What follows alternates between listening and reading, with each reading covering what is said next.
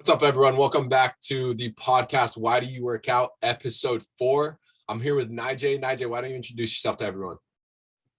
Hello, everybody. Name is NyJaee Washington. Great to have you here. Appreciate you, James. Can't wait to have a great talk.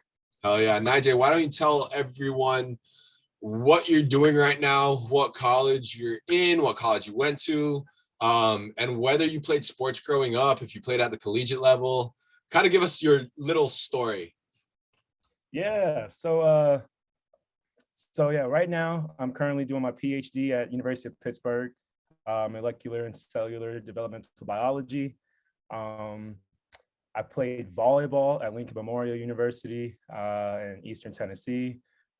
Go Splitters. But my story actually didn't start with volleyball. Growing up, basketball was my life. I'm from Las Vegas, and down the street is California, Staples Center. So, and I was the biggest Kobe fan in the world, man. So, R.I.P. baby. Basketball was my life. Yeah, man. R.I.P. to the GOAT. Basketball is pretty much everything. And then with California also being so close, I got introduced to volleyball. Man, that changed my life. That's why we're here now. So I never got into anything else. Being from Vegas, it's too hot outside to play other sports like football. Not a chance. That desert heat, I experienced it one summer. I was like, whoa, dude. It's like Hawaii is hot and humid, which is different, but that dry heat, dude, that hurts. Like, that's literally painful. You feel like a chicken in an oven. Bro, you do, and you're like, you bake, and it never, it's like stops, like the timer never goes off. Bro, I feel you with that. And the biggest thing for me about the dry heat, because I grew up in Cyprus, and the weather is very similar to Hawaii. It's very humid. So like my skin does not do good with dry. Bro, like the chapped lips, the dry skin, like I could not deal with that. Like I never bought lotion until I went to Vegas. And then this past summer, I was in Utah. And bro, so like the only Utah experience I had other than this summer was Provo, Utah, in the middle of January with snowstorms when we played BYU. Yeah. I'm like, okay, cold, sweet. Utah, cold, super nice. Yeah, no, Salt Lake City, completely different. Bro, it was like 110, 115 degrees. And we're playing these volleyball tournaments. Thank God, like they're in beautiful facilities with AC, but you walk out of the AC and you're like, oh, that's brutal. I don't know how you lived in that heat. But bro, I got one question for you. So what introduced you to volleyball though? Like obviously California's near, but how did you get introduced to the sport? All right, man. You ready for a crazy story? Oh, I'm ready. I think everyone's ready. So this was my sophomore year at high school. This girl, I thought she was so cute, and she played volleyball. Oh, it's the girl. It was definitely the girl. It was definitely the girl. And she was like, hey, you should come to practice with me one day. I went to practice, and I was like, man, all I got to do is get into the sport to be around her. And bro, I kid you not, that next season, tried out, just use every athletic ability I had. And, you know, along that path, you know, you definitely had teachers, mentors and whatnot, but it was all because of one girl. Bro, so you got her seriously, like, are you still in contact with this girl? Oh, we're best friends. We're best friends to this day. Oh, I love that. So you pretty much owe her a huge thank you to why you are where you are right now. Oh, she tells me all the time. Like she tells me all the time. Bro, that's so. Did you guys ever end up dating, or you guys just stay friends? No, we dated for like that during that period in high school, and then we ended up breaking up. You know, young stuff, but yeah, that's we're still good, dude. That's awesome. So, what year did you start volleyball then? It was second semester of my sophomore year. Damn, dude. So you started pretty late. I started late, and then I didn't play club until senior year because I was still playing AAU basketball. Wow. So yeah, I was well behind the curve, man. Well, damn, that's awesome. And you said you played at LMU. So did you have any other offers? Yeah, so actually my first year I went to Quincy in Illinois, the MIVA and everything. Yeah. Transferred, and then I transferred to Lincoln Memorial just because it was like a better fit academically and athletically. But yeah, coming out of high school, I had a solid number of offers, Bro, some that's small, some big. But I awesome. didn't know what half these schools were Dude, because I was a basketball right? guy. Yeah, straight up. It's so the volleyball community is so different, I feel like, than any other sport when it comes to recruiting. Different. First of all, you're very limited on options. It's not like basketball Yeah. where pretty much you can go to any school and they'll have the basketball program, whether it's D1, 2, or 3. Yeah. But yeah, no, volleyball recruiting is crazy. But dude, that's so awesome that you didn't start club volleyball to your high school season and freaking you got offers from so many different schools. That's sweet. And what position do you play? Came in as a right side, and then after getting some beach experience, turned into an outside and setter. Outsides, All baby. respect. All respect. Outside's the hardest position to play. Factual, debatable. Utility, though. I think I would say setting is the most mentally tough position to play. I think outsides are the most utility players because you got to pass, you can set, you can hit, you got to have a pretty decent serve. Like you got to doing everything. I think Bro, setting, they expect a lot. they do, you know, and like you're always, if it's not the libero, you're the first person contacting the ball. 100%. You know, so like, I think outsides are pretty hard positions. I'm not going to say they're harder than setting because setting's hard, but I think setting's more mentally tough than it is as physically tough as being an outside. So I don't know. That's very true. Pretty good debate for all my volleyball people. But yeah, Oh, yeah. dude, that's awesome. So what are you doing now? And what did you get your undergrad in? Yeah. So, oh man, I got my undergrad degree in conservation biology. I thought I was going to get into like some. Actually, for all the viewers, I tell people it's not that I'm smart. I just found something that I'm good at and I ran with it. So you can be good at anything and just run with it. But here's the question: then, do you enjoy it though? I love it. I love it. Yeah, so you found your niche. That's awesome. It's so important. I feel like, man, to not only be good at what you do, but also enjoy it at the same time. And I feel like when you do enjoy what you do, you're going to turn good at it because you're going to plug away at it. So that's awesome. Yeah. Oh yeah, and so you graduated with your undergrad from LMU, and what are you doing now? Yeah, so then August 2020, I started my PhD at University of Pittsburgh doing molecular cellular developmental biology. I'm gonna put a description in what that means, because when I first heard that, so my roommate Femke, she's studying exactly the same thing. I was like, come again, can I get like a description with what your major is or what your PhD is? Because that's just too many for me. Dude, that's awesome. You want to explain to the people kind of like what that PhD has to do? Because I have a decent understanding of it, but for people that don't know.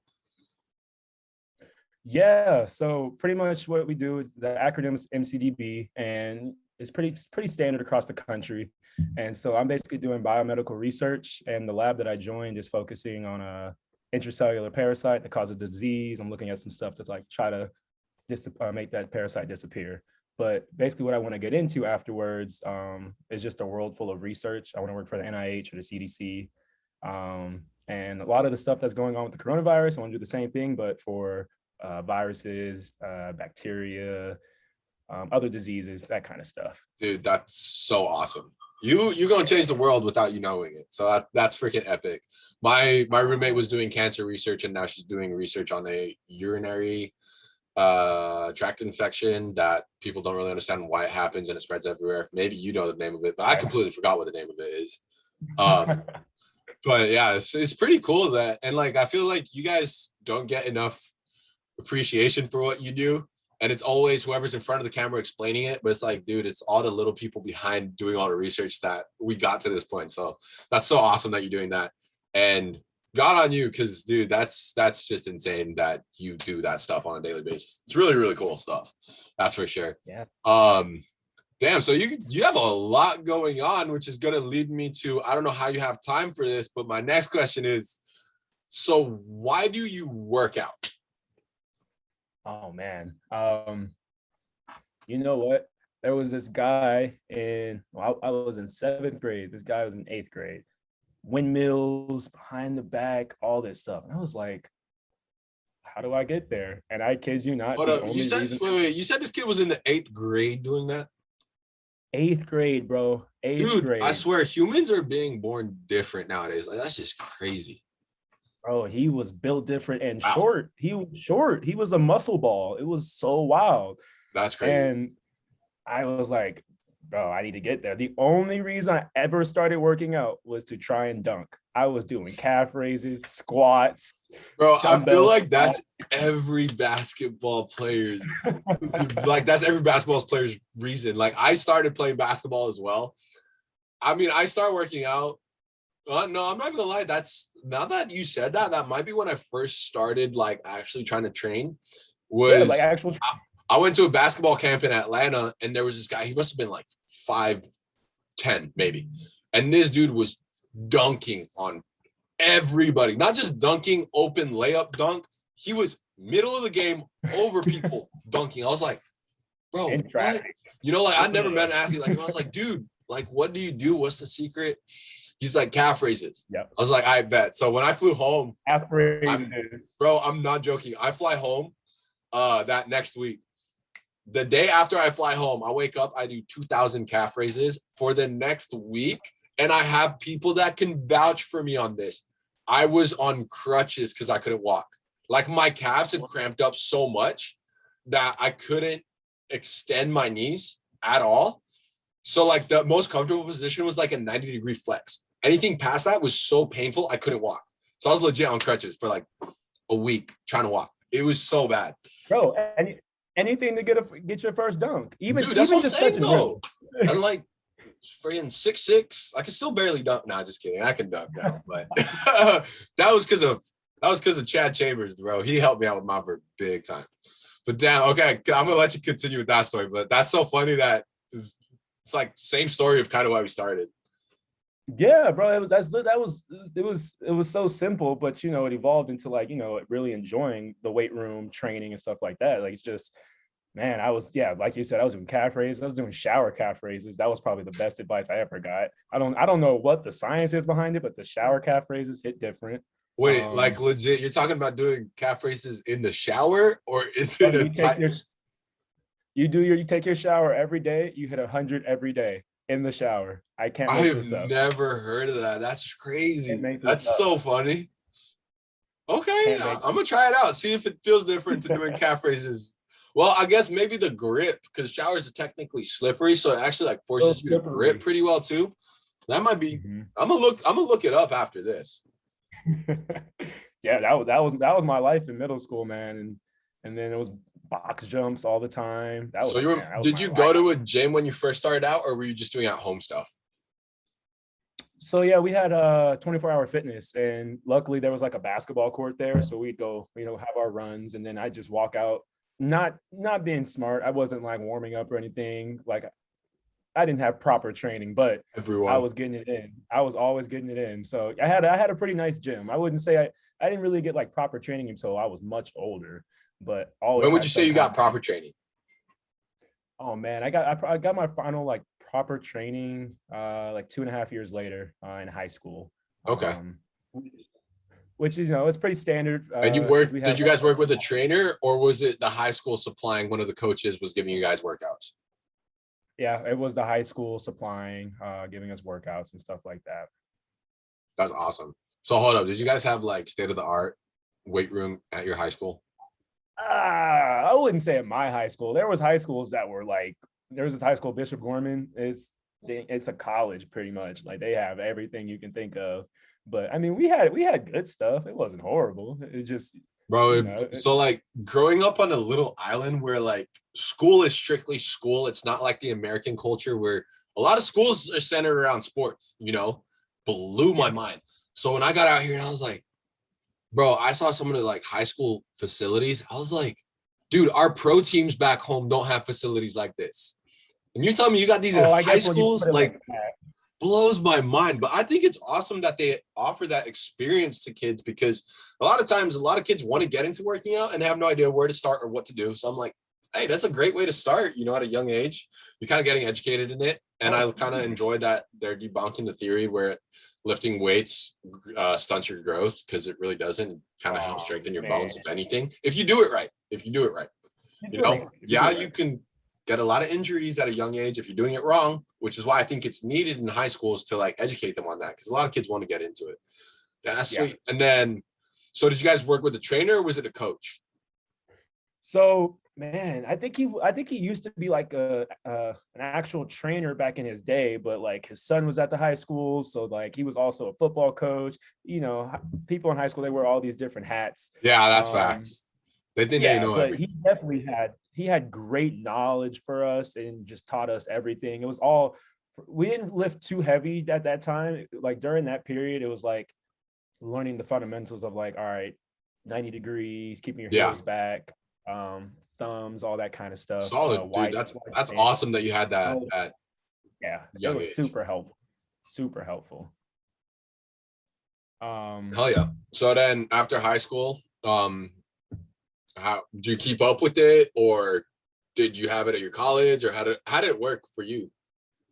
Yeah, so yeah, we had at LMU, we had a really, really nice lifting facility. And we had this guy, it was my first year there. His name was Coach Caprez. This dude was like, bro, mullet, tattoos, stocky. You could see every single muscle in his body. And That's he would put us through epic. the ringer, man. He would put us through the ringer. I loved his programs. I still use his program every summer to this date. He was amazing. That's He was epic. amazing. Yeah. So that was, I want to say like he was only there for 2 years. It was a graduate assistant position, but he was my favorite like train or anything I've ever had. He was That's awesome. amazing. What were his lifts like? Were they performance? Were they more gym bro? Were they more bodybuilding? Like what was his workouts like? Yeah, so I mean, for us, for volleyball players, you know, there's a stigma that like you shouldn't lift, but yeah, he canceled that right away. And then depending on what time or what type of season we were in, off season, in season, Yeah. middle of the season kind of thing. So I want to say like August-ish, it was like, yo, power, strength, we're building muscle, we're building everything to like prepare you to fight through that season. So those hurt, man. It was like ISOs, ESOs, all that kind I of feel stuff. you with Yeah, that. We do exactly the same thing in Hawaii. That's yeah, painful. man. Dude, the It hurt. eccentrics, like, I don't know if I prefer isometric or eccentric, because I think eccentric, when you're going eccentric with weight, like heavy weight, I'm saying, bro, those suck because you're just like, it's like, I'll give squat as an example. You're just like, Yep. I want to come down and just bounce out of that pocket. What do you mean I have to You do go want to just bounce 1, out. 2, 3, 4, 5, pause, push? I'm like, hell no, then I just want to boop, boop, like, You just want to shoot it out. eccentrics are killer. Yeah, Damn, that's how you know who's in the gym and who's not, because that can that's make you leave in a heartbeat. It that can is make you facts. leave in a heartbeat. That is facts. But like honestly, eccentric is one of the fastest and most efficient ways to gain strength and power. So I mean, they're needed. They just suck.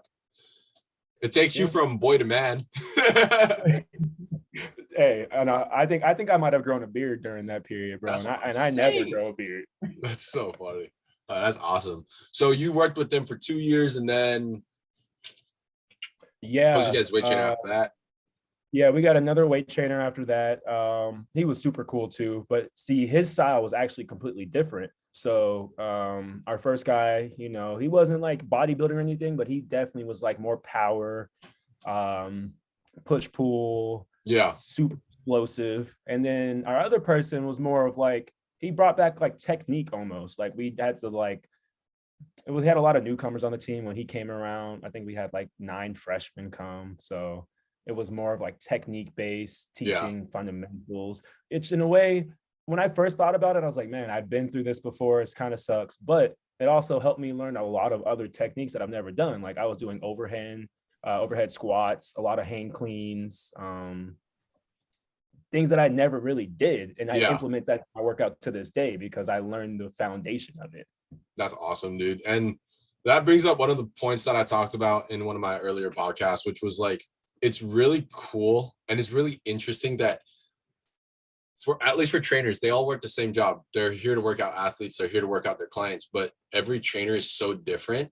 And I think the nice thing that we get being Division I athletes is we, for the most part, never really have the same trainer throughout our entire collegiate career. Like I had 3 different trainers, and each one taught me something new that I now incorporate in my workouts till this day. And overall, I've worked with close to 10 to 15 different trainers.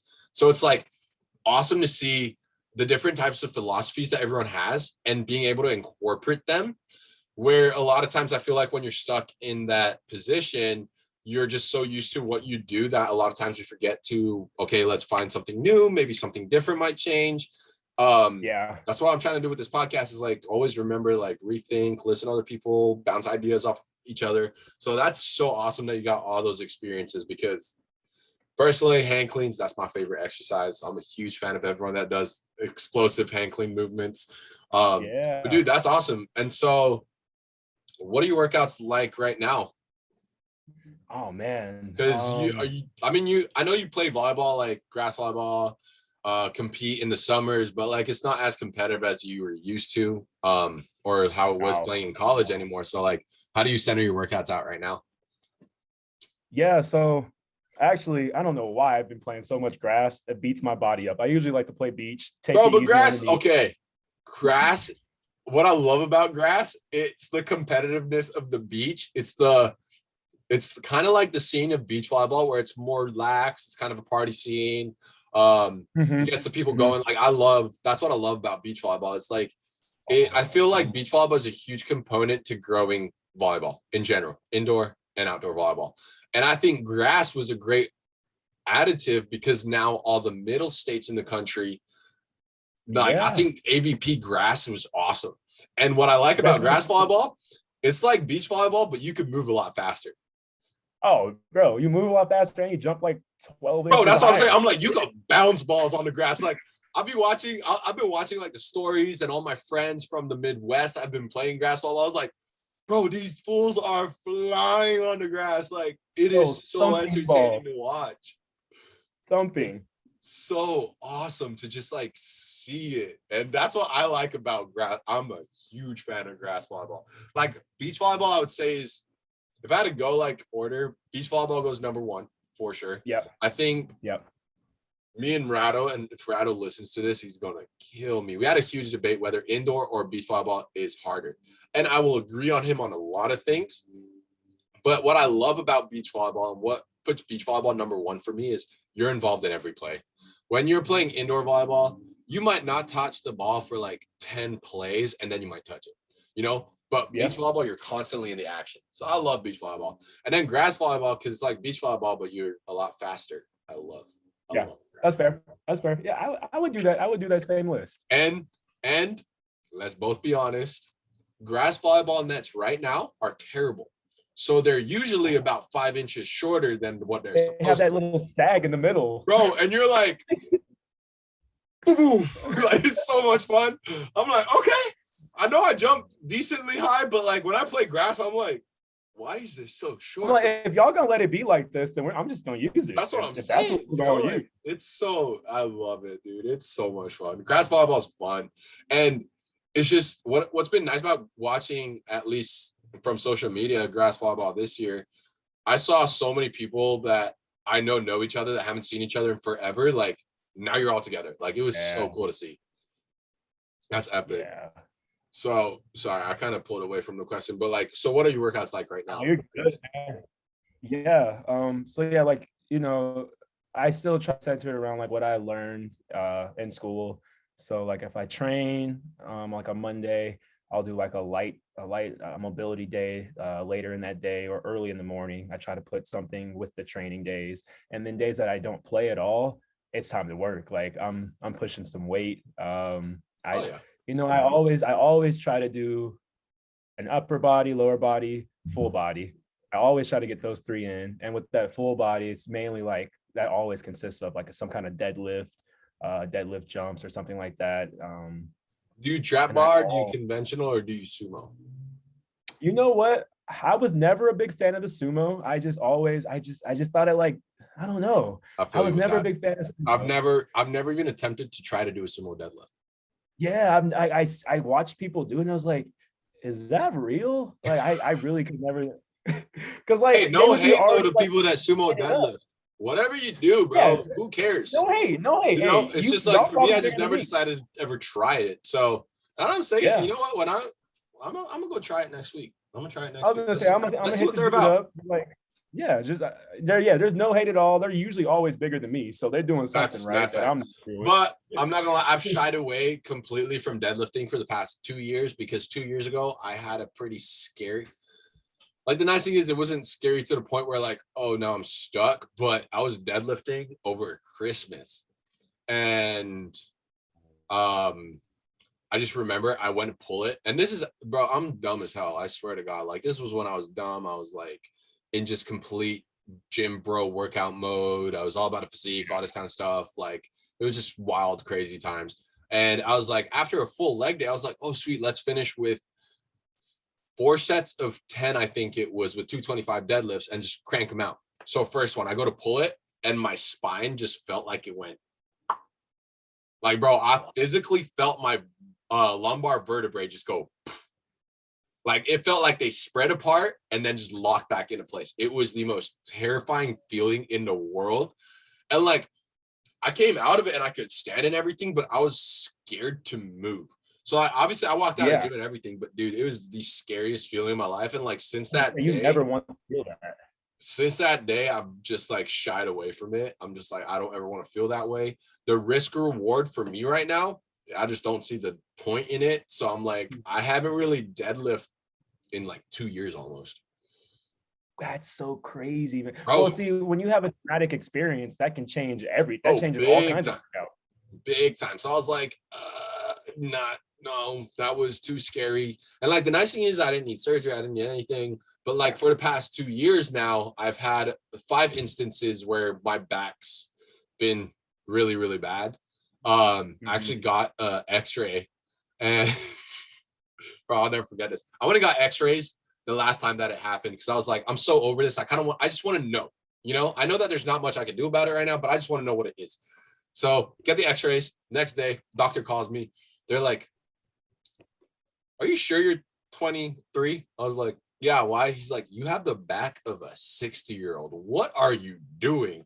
Dude, I have disc herniations.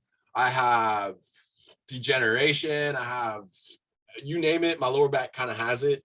But like, I know from my major that just because you have degeneration in your discs, most of us get it anyway, especially athletes, because there's a lot of pounding. It doesn't mean that's an issue because most people have disc herniation, but a lot of it's asymptomatic, which is what physical therapists are having a hard time with now. Is like, okay, because you come with an MRI and you have lower back pain and it does show degeneration. Is that actually the cause of your pain, or is there something else? Yeah. So like, okay, for the most part, like I don't have lower back pain anymore, but there's times where, bro, my back just decides, all right, bye. And my hips, like my hips pretty much get pulled forward. It's more of a muscle tightness thing. So my glute tightens up, it pulls my hip forward, and then my back gets misaligned. And I'll try and stand straight. And this is me standing straight because my hips are so like out of misaligned. So like my rehab's all stretching. So it was weird. That was like nothing's wrong with my back, but that's what causes my back pain. It's weird. Okay. Yeah. So I shy away from lower back. So if you have back pain, don't just think it's directly to your back. It might be a lot of other stuff. We found out that. So I went to my physical therapist and she was like, how did you do this again? So I've told her about the past 4 times. She was like, how did you do this again? I was like, I don't know. But hey, Aaron, do you want to check out my squat form? So she checked it out and she was like, do you realize that you lean to your left? I was like, I thought I did, but now you secured it for me. So we realized that when I would squat, and bro, this was going on for years. When I would squat, I wouldn't fire my glutes. So I pretty much had to reteach myself how to fire my glutes when I squatted. So put a lot of tension on my lower back because it went quads, no glutes, back. So that's what would cause a lot of my pain. So I was like, man, I deadlift. Imagine the same thing was happening, but it was hamstrings, back. So it was all back. So that's probably what caused it. Is my glutes didn't fire, and it just caused my spine to just. So it was wild trying to figure that out. So if you deadlift, learn how to fire glutes. In other words. Yeah. So pretty crazy. All right. So I'm gonna hit you with another question. Is why you started working out the reason you still work out today, And if not, was there any point in time where something changed in your workout reasoning? I can say 100% why I started working out is not the reason why I still work out. I mean, I got that first dunk and I was like, all right, this worked. This helped. We were content at that point. Yeah. But I guess, you know what? I guess I should say the thought behind it is still there. It was all, so dunking is a performance trait. And so the reason I still work out to this day, all performance based. I mean, That's obviously, awesome. look good, feel good, train good, all that kind of stuff. But I still want to be the best athlete I could possibly be. So I still try to train at my peak to be that premier athlete. So yeah, I definitely the thought behind it is definitely still there, and that's been there for as long as I can remember. Was there ever a point in your training where performance wasn't a reason why you would work out, or your training wasn't that? There was one point I tore my labrum, and man, after that year of rehab, shoulder labrum, right? We're not talking hip. Okay. Shoulder labrum. So you had a slap tear? Slap tear, crazy injury on the beach. And bro, like, after yours was it was an acute, not a chronic injury? Yeah, like you felt the moment it happened? Dislocated my shoulder and it popped back in, and that tore the labrum. Bro, I can't make this up. I had a bulletproof shoulder. Like, I was wrist away, bulletproof. Yeah. I landed on it diving for a ball and dislocated it. So wait, so you subluxed it? So like it popped in and out on its own, or you dislocated it and someone had to pop it back in? No, bro. I didn't know it was dislocated until 2 nights later. I turned in bed and I felt it go, and I was like, oh my gosh, did my shoulders just pop? And that's when I knew. That's when I knew, bro. That's when I knew. Oh, that's scary, dude. I kind of have a similar story, and I'm pretty sure my left shoulder is torn, but it was like, dude, subluxing your shoulder is one of the weirdest feelings. I was getting serving reps on my own, and out of anything that could have happened, it had to have been my left shoulder. So like I was getting my serving reps and I went to like go hit the ball. And like you come both arms up. My left arm went up and just fell by itself. I was like, oh, what? Dude, it was weird. No joke. So like I went up and I felt something and then it just fell. And I was like, okay, that did not feel right. Went to my athletic trainer and she was like, dude, you probably subluxed your shoulder. I was like, what does that mean? She's like, you popped your shoulder out of place and popped back in on its own. I was like, oh, it doesn't feel good. Can you please fix me? So, dude, yeah, that was one of the weirdest feelings. So I get that's terrible. So how did you find out that you actually had a slap tear? Oh yeah, bro. Well, before we start that story, shout out to all the ATs, because my AT basically told me what happened. Saved my life. ATs, bro. They are shout out to the ATs. I started my AT. I just realized I was more interested in the performance side. It had nothing to do with the career. Dude, athletic trainers are legit, bro. They're needed. There are little angels. There are little guardian angels. Yep. Yeah, bro. Similar story to you. I could work out heavy and everything. I went up to go swing, and literally I would swing and I could feel it come all the way down through my wrist, and I couldn't lift my shoulder for like 10 minutes. Ooh. And it would happen I was like, oh, okay, maybe that was a little weird. I gave it the benefit of the doubt. I went for another one. I was on the floor. You could ask any of my old teammates, bro. I was on the floor rolling. I was like, yo, I can't do this, bro. Damn. I can't do this. It was nasty. That's rough. So you went to athletic trainer and she pretty much diagnosed you and told you how to slap tear. Yeah, he was like, so what'd you do? I was like, played some beach volleyball over the summer. And then they had the test where you like turn the thumb, put the down, open can test. Yeah, he was like hitting my wrist. I was like, yo, you gotta chill. That hurts. It's like, bro, you gotta chill. That's what I love about a lot of, dude, like, I don't know, trainers, physical therapists, all this kind. You expect them to be gentle, but sometimes they're just like, oh, I'm sorry. It's like, dude, have you ever seen an arthroscopic knee surgery? Never. Look it up on YouTube. You're gonna be like, That's how they do it, dude. Like you'd expect doctors to be like super nice and careful and everything. They get like this rod and they just crank it into your knee. Like What? it's like no wonder you wake up with pain.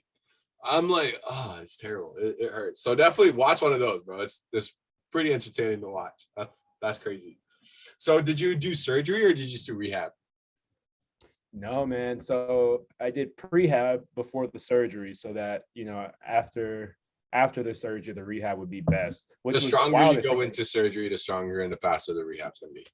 Yeah, great concept. I didn't even know that was a thing. So I was like working my butt off and I was like, yeah, I'm about to be out for like 6 months. And Yeah. like, no, I promise. But yeah, I did. Yeah, I did the surgery. I had to redshirt after my junior year. And yeah, we're here to this day. One thing that I will say that I wish I took more serious was the post rehab. My shoulders at like 95%, but it You took rushed 2 years. into it. Did you rush back? See, it wasn't that I rushed back. It was like they had a timetable. They were like, yo, we need to get you here, here, here, here. And I wasn't meeting those timetables. And it was finally like, yeah, you got 2 months or you can't play. And I was like, all right, bet. So I'm just cranking them out, going crazy, man. Yeah, my shoulder still like has like cracks and like cranks in it. But I mean, it's getting a lot stronger now. But I remember that first season that I was like back, that first preseason, oh, everything hurt. Jump serves, my scapula hurt. Well, because you compensate a lot. Because what we tend to do is now we do this because we think it lifts it a little bit, and you're like, oh, that eases it. But now your neck's all jacked up all the time. That's the hard part about injuries is if you don't take the rehab serious, you start to you find your body naturally finds ways to compensate. Yeah. Those compensations now can cause other issues in other places. So it's way better to, just take it slow, get through it, and then you'll feel way better. So, but it's mentally stressful. So I'm gonna ask you for off the court purposes right now. I don't know if you've heard of my little business I got going on. How did you deal with the injury mentally? Because it's hard to go to practice and see all your teammates practicing and all this kind of stuff, and you're just like sitting there and you can't do anything. Yeah, man, that's actually a huge thing for me. Mental health was like a big thing, and that was probably like I've always been an upbeat person, super positive, like always the life of the party, light in the room, that kind of stuff. But man, that shoulder injury takes it out of you. It doesn't matter who you are, because the first thing you think is, will I ever be what I was? Or did all those years just go to waste? And so that was instantly, it just zapped into my brain. And, it definitely took like a lot of talking. One of my best friends, Evan Corey, he was also on the team, and he was like, he helped me out a lot. My coach, he was great. He understood, but there was just times where I was just like, oh my gosh. So the thing that my AT told me was basically like, you need small victories to show you that there's a light in the tunnel. So there would be like little range of motions that I would hit, and I'm like, all right, we're there. I'd started like down balling a little bit against the wall. I was like, all right, we're getting there. And then I could actually start getting like, some power and some torque into my arm. I was like, it's almost there. Like we can definitely see the light. So yeah, I mean, I guess like the biggest thing was just, I thought I gave up on myself, but I had a lot of supporting cast, especially like just my teammates that helped me out a lot. But it's not to say that like everybody's indestructible. Like these things happen, and how you bounce back from it, I think that's like the biggest story you can tell, because people just say, oh, injuries happen, rehab. But man, like if you really care about your craft and care about what you've done, you're gonna be sad. It's evident. But yeah, man, it was tough. Dude, that's facts. Damn. Yeah, no, I feel you with that. I had a knee surgery when I was 15 years old. Thank God it wasn't bad. I tore my meniscus, so I had that. But then like high school was crazy for me because I was battling shoulder pain all throughout my senior high school year, like insane shoulder pain. And what they thought started with tendonitis, I did rehab for tendonitis, and then the pain came back. And then it went to my elbow. They were like, oh, yeah, I have tennis elbow. Sweet. Did rehab for tennis elbow. They're like, then the pain came back in my shoulder. but it would shoot down to my wrist. Then they're like, oh, you might have tendonitis in your wrist. So we did rehab for that. We did rehab in my shoulder again. Felt better. Came back though. And it was like about 7 months of just trying to figure out what was wrong with my shoulder. So we went to UCLA specialists, all this kind of stuff. And they're like, oh, you have thoracic outlet syndrome. I'm like, what? What is thoracic outlet syndrome? And like, do you know what thoracic outlet syndrome is? Bro, never heard that in my life. See, that's what I'm saying. I was like, so it's pretty common in overhead athletes. So what is thoracic outlet syndrome? Thoracic outlet syndrome is caused by pressure on the trunks and medial cord of the brachial plexus, the subclavian artery and vein, also known as the neurovascular bundle. There are 3 different types of thoracic outlet syndrome. There's venous, arterial, and neurogenic thoracic outlet syndrome. Neurogenic is the most common, arterial is less than 1%, and the second most common is venous.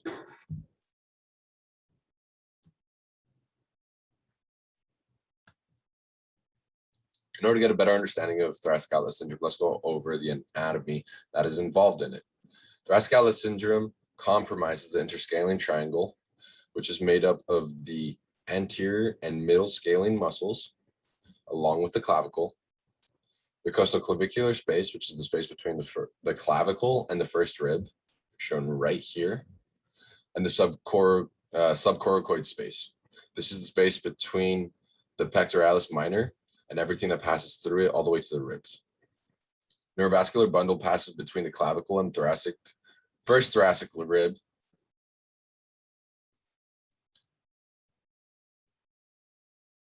In order to get a better understanding of thoracic outlet syndrome, why don't we go over the anatomy that it compromises? Thoracic outlet compromises the interscalene triangle. The interscalene triangle is made up of the anterior and middle scalene muscles, along with the clavicle. As you can see, there's a lot of stuff that passes through there. The costoclavicular space, which is the space between the clavicle and the first rib right here, and the subcoracoid space, which is everything that passes under the pectoralis minor. This is your coracoid muscle, and they attach onto the ribs. And we have a lot of stuff that passes under it. The neurovascular bundle passes between the clavicle and the first thoracic rib, making it susceptible to pressure on the anterior surface. In other words, we have a lot of muscles that attach to the clavicle. This is the coracoid, and you have the pec minor attaching to it. And when these muscles are tight, it can push all of these together, causing these to constrict flow, whether it's arterial or venous, or it can put pressure on a nerve, stopping the signals passing through. Etiology. Etiology is another word for why is it caused. And for thoracic outlet syndrome, it can be the presence of a cervical rib. This can compress the neurovascular bundle as it is impinged on the clavicle and the first rib. When a cervical rib is congenital outgrowth of the 7th cervical vertebrae, so essentially what that means is it comes off the 7th vertebrae and attaches all the way around. It's very uncommon. It's only 1% of cases. This is what they thought was up with my case, but it wasn't, thank God. And then compression between the pectoralis minor and the rib cage or anterior and middle scalene muscles. So as we said, these are your scalene muscles right here. If these are tight, it can compress all of these nerves and arteries and veins that go through it. Or as they pass under your pec minor, it can cause them to be compressed. So some predisposing symptoms to thoracic outlet syndrome are poor posture, dropping shoulders, and depressed clavicles. And as you can see, I'm probably a little too much. I have to stand up a little bit. Forward shoulder posture, prolonged pressure on the upper surface of the first rib, acute trauma. Acute means all of a sudden you get hit. It might compress everything that's under all that we just talked about, or repetitive overhead movement. That's why it's very common in swimmers, volleyball players, pitchers. I hope you guys learned something new. Back to the podcast.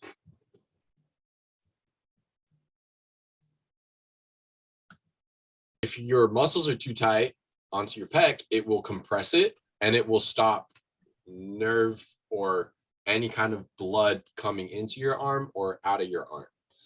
So they thought it was that. And they were like, oh, it's probably because you have it's stuck under your first rib. So let's schedule you for surgery to take your first rib out. I was like, okay, sure. Why not? And so the rehab for that is 6 to 12 months. I was like, Wow. So like, they're like, all right, so they scheduled me for the surgery, and they're like, let's just do one more test to make sure that it's nothing else. So they scheduled me for one more test, and they pretty much went with a camera up my arteries through my groin just to kind of check the blood flow of my arteries, and they found a blood clot in one of my arteries. My guess was my anterior or posterior circumflex artery. Okay. I need to go through the report to look at it, but while I was doing my master's, I was like, dude, I think that's the artery that I had a blood clot in, because it makes sense. Yeah. So they're like, oh, yeah, blood clot, that's why you have pain. Because my symptoms were nerve pain shooting from my arm all the way into my pinky and my fourth digit. Then I had whenever I played volleyball, my hand would go ice cold.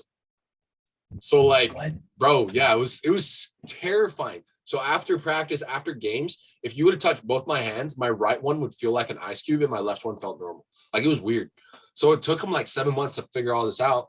And then they were like, okay, we don't have to take a rib out, but we got to go and close that out. So I flew home for 2 weeks to Cyprus, and they were like, stop any activity that you were doing right now, because if that bursts, that's a big issue. I was like, all right, cool. So I went home, put on 5 kilos because I wasn't doing anything, well, like 10 pounds, because I was doing anything and I was eating the bomb Greek food that we got. Yeah. And this is the crazy, I fly back to LA on the 11th. I do surgery on the 12th, and I fly to Hawaii on the 13th for my freshman year of college. So I go into my freshman year of college with this big scar on my armpit. I don't know if you guys can see it on the screen, but I have like a huge scar on my armpit. And for a month, I couldn't go in the water. I couldn't go to the beach. I couldn't practice. I couldn't lift. And all I'm seeing is all these freshmen running around, jumping in the water, all this stuff. I was like, oh, dude, this is so brutal. But I got through it. Like, honestly, it was what it was. Thank God the recovery for that was only 1 to 2 months. So I got back onto the team within 2 months. I was training with them and everything. It was a brutal time though. Like, it's rough. Surgeries and injuries are not fun. But bro, yeah. What I was gonna say is I went through a similar thing with weight gain during my surgery. And that is a toll, man. Bro, that it is does. A toll. You're like, because you have the same appetite, you're just not burning as much as you are. Yeah, you're just not burning. And they were like, yo, just eat less. I was like, I physically can't. I'm like, bro, do you understand how hard what you're asking me to do is? Yeah. That weight gain is no joke, bro. But it's especially like for like an injury like yours where it's that long, you kind of do need to change your lifestyle, which is really hard when you've been doing something for so long to like overnight change it. Yeah. But that's where I think tackling, like you said, the little goals is super important when it comes to injury and like goal setting. So, I mean, that's awesome. And I think that's great advice for anyone listening to this podcast. So I'm kind of glad that you brought that up. That's really, really cool. But that kind of leads me to my next question is, so did rehab change your mind on taking care of the little things in the weight room? Oh my gosh, 1,000%, man. Like, you know, I would always like come in, just get like a nice little jog or something, get the muscles warm. Bro, now I come in the gym, I'm hitting arms, I'm warming everything You're up. like full on 20-minute warm up before I start. Oh, 25, my shirt's drenched. Then I know I'm ready. Like, if I'm not drenched, I'm not ready. And I try to hit everything: glutes, calves, Achilles, shoulders, delts, scaps, anything I can physically warm up without touching a bar, just using bands or like medicine balls or stuff like that. I do, because it goes a long way. It Bro, goes it really does. a long way. That's true. That's so awesome, because I think, and I've talked about this before, but kind of this term called prehab, where we tend to forget to take care of the little things, and rehab exercise at the end of the day are working out. Like, they are very, very important exercises to be doing on a daily basis, just for your body to feel optimal. And the whole theory of activation before you work out, in order for your muscles to know, okay, this is what we're firing today. Like, I'm a huge believer in all of that. Do I always do it? No. That's probably something I need to change, I'm not one to lie. I probably need to get better with my warm-ups because my least favorite thing to do is warming up because I'm just like, let's just get straight into the action. So it is super important to warm up, and I couldn't agree with your statement more. So that's awesome. All right, let's lead into my next question, which is, why did you choose to come onto this podcast? Oh man. Well, aside from you being my boy, good people, you know, I definitely thought that I love what this podcast is doing. The message is trying to spread. And for you being a volleyball player, we mentioned this briefly. There's this stigma that volleyball players shouldn't work out. I don't know where it came from or what made it pass. I think it's because a lot of volleyball players are just skinny. They think we don't work out. Yeah, and I'm like, that's not true. Like, if you watch the Olympics, the Russians, just for example, are yoked, bro. And they are so super limber. Did you see that video that went viral of the dude talking about volleyball in the Olympics? Bro, to do with the hand slapping and all that stuff. Yeah. He's like, if I'm ever in a fight, I do not want to get slapped by a volleyball player. I was like, dude, oh my God. I'm so glad that someone, because bro, think about it. So what I love about volleyball, and I guarantee you've never thought about it this way, volleyball is the only sport where the ball is in the air the entire time until the point is over. Imagine the skill level you need to be able to do that. And not only is it in the air, that thing is coming at you 80 miles an hour most of the time. Most of the time. And then don't let it redirect, because it is redirecting 80 miles per hour. You're like, boop, perfect. I gotta get a ball coming at me 80 miles an hour, perfectly up in the air, so my teammate can come and set someone to hit it 80 miles an hour. Like, dude, it is such a technical sport. It's ridiculous. It is, man, and it takes so much for your body to be able to do what we do. That's and facts. Like, and I really, bro. Like, my biggest thing is, man, like, I get this thing all the time. I don't know if it's a compliment or if they're just being like, I don't know. They look at me and they're like, "Oh, are you a football player?" I'm like, "No, actually, I play volleyball." Dude, I could not tell you how many times. And for me, I'm like, well, at least I got the look because I did not grow. You know what I'm saying? At least I got something going on. You know, it's not even that though. But like, for me, it's like, at least I got the look because I did not even grow up in a country where football or baseball existed. The amount of times, and I'll be with my volleyball friends and they're like, "Oh, you guys play volleyball, right?" It's like, "Hey, do you play football?" I'm like, "Bro, I get I'm on the heavier side of a volleyball player, but no." Or they're all like, do you play baseball? I'm like, "Bro, I've never touched a football or a baseball in my life." No, I play volleyball, but thank you. You know, like the football one, I'm like, I'll take that as a compliment. I was in a store in Washington, bro, and turns out this dude's like a big fighter in the UFC. So hold up, I gotta look this up. Yeah, so he's like one of the Spokane's prodigies that fights in the UFC. UFC fighter from Spokane. And bro, I hope I'm gonna send him this podcast so he can listen to it. Shout out this guy. But the only was it him? Michael Chiassi? Maybe it was him. Yeah, it must have been this guy, Michael Chiassi. Was he 6'1"? Hold up. Yeah, no, it was this dude, Michael Chiassi. I'm in like our local grocery store. It's called Rosar's. And he's there with like all his friends, and they're like, "Bro, you Tom Brady?" I'm like, "What?" It's like, "Bro, you look like Tom Brady." I'm like, "No, but thank you. Like, I'll take that compliment." And then it's funny because like that same week, no, it must have been the next week because I flew to Hawaii. Someone came up to me and was like, "Bro, you're Jake Paul, right?" I was like, "No." I'll take it. Oh, Jake Paul. Bro, like I kind of I understand the Jake Paul a little more because I had some scruff. Tom Brady is a little bit off the Richter. I can see Jake Paul. Yeah, that's what I'm saying. Like Tom Brady's way off. I was like, bro, are you blind? But like, thank you, because that is a fat compliment. I was like, Jake Paul, I can kind of see why, because I like the scruff, like my hair was long and everything. So like, I get it. Like, sure, I'll take the TikTok famous dude. That's also blowing up in the boxing scene, but it is what it is. Damn. But dude, yeah, no, that's so awesome. I love that you get that question all the time because it's like, nah, dude, I play volleyball. Yeah, we built different like that too.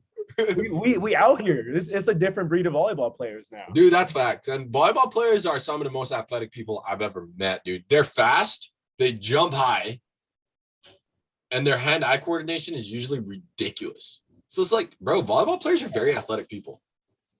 And they're 9 times out of 10 multi-sport athletes. Volleyball wasn't always there. That's very true. So they brought all their other tools into the game. That's facts. That's mad facts. So it's like, it's pretty cool because like you said, I mean, I started when I grew up, I played soccer and basketball, and I didn't pick up volleyball until my freshman year in high school. It was either freshman or sophomore. You were somewhere in between there.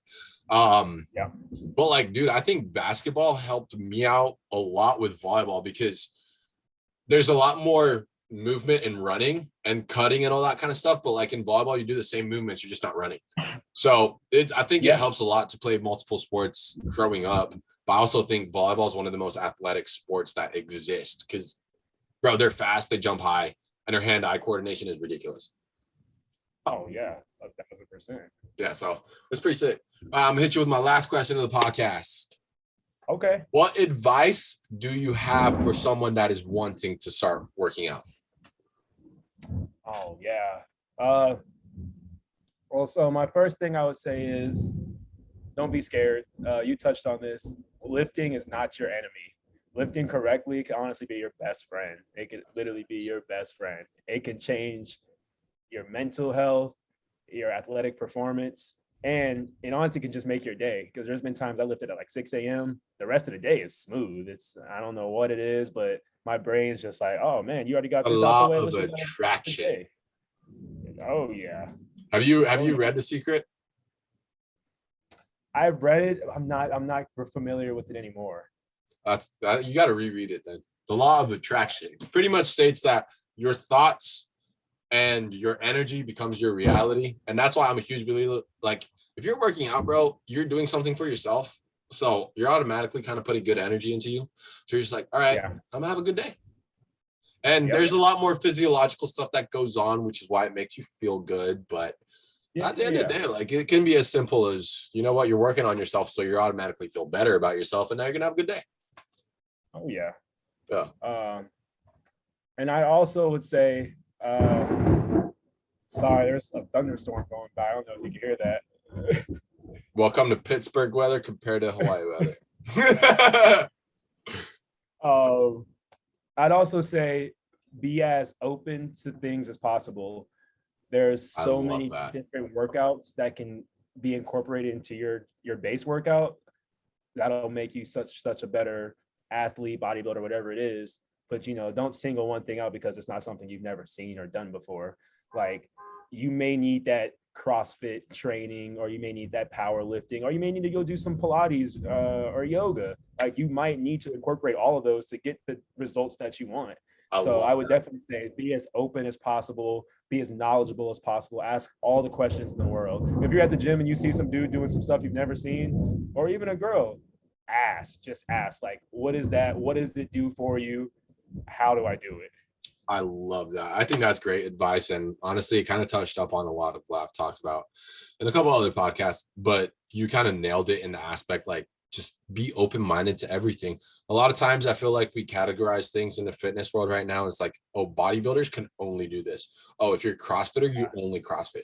Oh, if you're a yogi, you're just a hippie that stretches. It's like, no, dude. Yoga, in my aspect, I think yoga, no matter what kind of fitness world you live in right now, I think yoga or Pilates is one of the best additions or additive tools that you can add into whatever regimen you're doing. Because, dude, whatever those you need those two because they correct everything. What I love about them, it makes you take a step back and slow down and actually think about what you're doing. So I'm a huge fan of those two. And I love that you nailed that. It's like, be open-minded. Don't say that, oh, this is what I want to do. I'm going straight into that because that looks cool. It's like, it might look cool, but it might not be for you. So try different things until you actually find what you enjoy. And then always switch it up. Like you can't stay the same. Bro, every 3-4 weeks, I'm like, all right, what am I doing this time? What am I doing for the next 4 weeks? Like, I might do CrossFit, I might do bodybuilding, I might do performance, jump training. It is what it is. Like I love changing up the variety because now Yeah, I still play volleyball a lot, and I do have a goal that I want to try and play in a couple AVP tournaments next summer.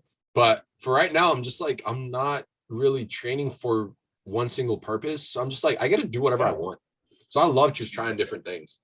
So that's awesome. I did miss one question that I did want to ask you, and it's a question to ask everyone. And I'm excited to hear it from you because you smart. Where do you get your information from when it comes to working out? Oh man, you know what?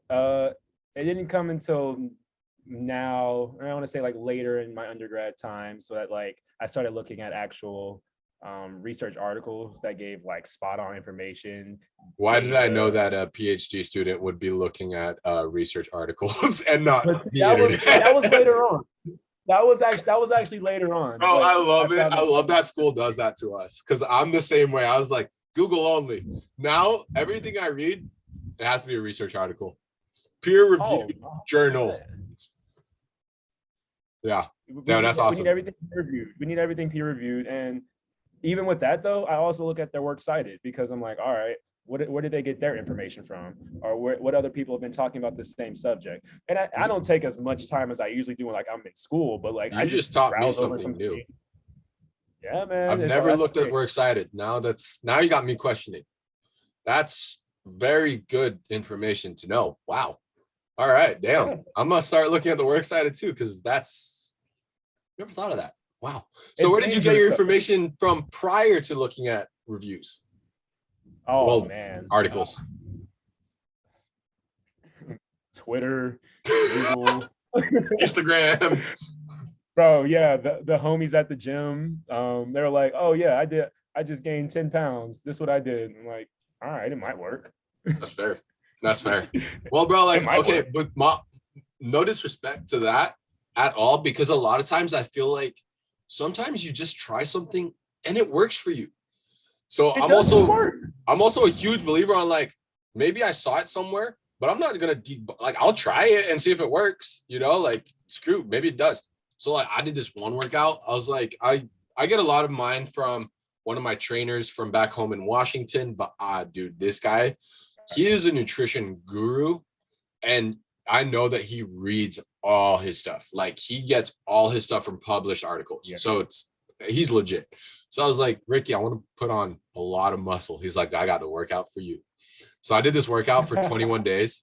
No joke. So it was, I did it for a total of 6 weeks. And this workout hurts. It is brutal. But dude, within 21 days, I put on 10 pounds. I was like, oh, bro. If you guys want to know what that workout is, DM me and I'll get you on that. But it's not a workout that anyone can just jump into. You definitely have to be adapted to those exercises, and you have to have been working out like your body should be. So you're already in season shape. You're in training. Exactly. Yeah, thank you. You should already be in season shape. Like it's not something that, I've been sitting on my butt for 3 months now and I'm gonna go straight into it. It's like, no. You got to be adapted to it. You got to work towards building to this. But dude, it drains, it sucks the life out of you. But it gets you pretty freaking jacked. It was, bro, you got me thinking about it now. Bro, it got me. But I'm saying it's not performance. This was when I was in my bodybuilding phase. This was when I was calculating everything. I was like, which an athlete should have never been doing personally, because it destroyed my performance. But it is what it is. I learned, I lived, and now I educate. But dude, like if you just want to get big, like meathead big, this is a workout. I'll send you it later, because if you're interested in just like, it's the nice thing is it's 4 times a week, and you need, like, my biggest problem was I didn't even rest in between, because I would do the bodybuilding 4 times a week, and then I did my school performance workout, the normal workouts. So I was like, I was mixing way too much. So God knows how much bigger I could have maybe gotten if I took that extra rest. But dude, this workout it was brutal. It was so much fun though. Like I was like, damn, this works. And the base around it was literally just volume. It was so much volume. Okay. Yeah. So all right, we'll talk about it after this podcast for sure. But if you guys are interested, because a goal of mine is to help share all this information, DM me or email me, because I'll get you on that. It's super fun. Bet. Well, You got dude, about that, man. NyJaee, thank you so much for being on this podcast, dude. You're such an awesome person. Like we said before, it's like you're definitely the life of the party. You're definitely someone that shines the room when they walk in, bro. Your energy's awesome. Your smile's freaking great. I wish you the best of luck in your PhD. Remember to also take breaks when you're studying because that shit's stressful. Like, I know, dude, I'm doing a master's. Like, I couldn't imagine the shit you guys do in PhDs. Like, damn, like that's brutal. I was like, my parents were always like, you should just go get your doctorate. I was like, no, I'm in school for 7 years already and I'm still in master's. No, I'm not trying to be in school for that long. I'm like, the way I explain myself and my school relationship is, you know, when you like are hungry and you have something that you're really craving in the fridge, but it's like just expired and you're playing with expiration date. I think that's me in school. Okay. I'm like, that's on the that hit the nail on the coffin, bro. I'm like, ooh. Dude, right? I'm like, I've been in school for so like, I don't think it's a bad thing that I'm still in school, but I'm ready to be done with school and kind of like my career. But I love learning, so I don't care that I'm still in school. Knowledge is power, man. It's exactly. That's facts. That's facts. And I'm getting my master's. Well, working on my second one at this point, so it's fun. But bro, I appreciate you being on this podcast, bro. You're so awesome. I think you shared a lot of valuable information for a lot of people. So I hope you guys enjoyed this podcast. I hope you guys enjoyed this video. Stay tuned for more, and we'll catch you guys back here for episode 5. Appreciate you so much, my man. Thanks for having me. Yeah, thank you for being here.